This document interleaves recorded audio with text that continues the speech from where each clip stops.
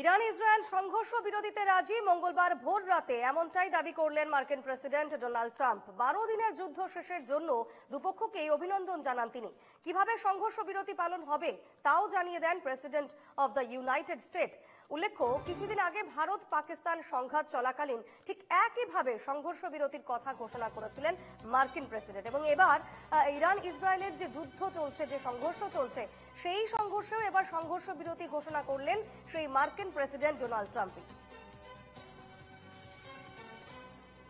সংঘর্ষ বিরতির ঘোষণা ট্রাম্পের। ইরান ইসরায়েল যুদ্ধে সম্পূর্ণ সংঘর্ষ বিরতি ঘোষণা করলেন ডোনাল্ড ট্রাম্প, এবং একেবারে তিনি যেটা দাবি করেছেন যে 12 দিনের যুদ্ধ শেষের জন্য তিনি বলছেন দুপক্ষকেই অভিনন্দন।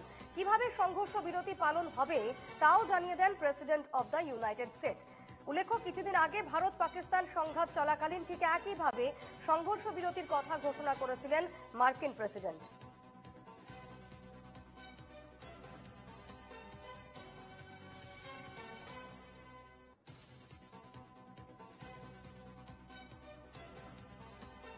যুদ্ধবিরতি সংক্রান্ত ট্রাম্পের দাবি উড়িয়ে দিল ইরান, এবং সেক্ষেত্রে ট্রাম্প যেটা দাবি করছেন যে ইরান এবং ইসরায়েল দুপক্ষই তার কাছে গিয়েছিল, এবং সেক্ষেত্রে তিনি যুদ্ধবিরতি ঘোষণা করলেন।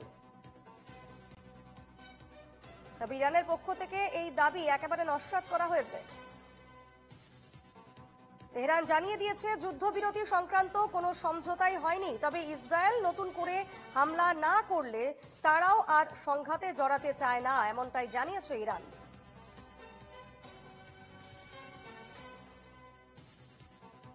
ইতিমধ্যেই সংঘর্ষ বিরতি ঘোষণা করেছেন ডোনাল্ড ট্রাম্প, এবং 12 দিনের যুদ্ধ শেষের জন্য দুপক্ষকে তিনি অভিনন্দন জানিয়েছেন। তবে ট্রাম্পের এই দাবিকে পুরোপুরি নস্যাৎ করেছে ইরান।